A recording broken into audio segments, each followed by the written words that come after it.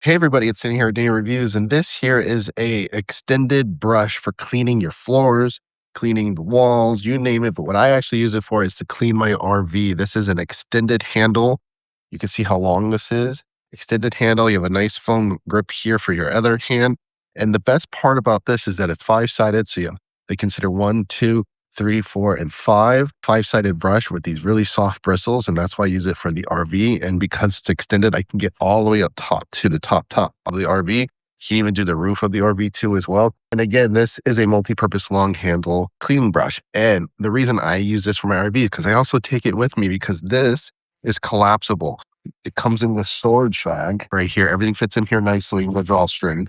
This swivels off, and these poles can come off with the push of a button and stores in that bag, and it saves space, which is really nice. So I can bring this on the road when we're out, sometimes traveling for longer periods of time. And I just want to stop in and give the RV a quick little wash because we've been traveling, or sometimes the campsites will have a wash station. I like having this around because it is multi-purpose.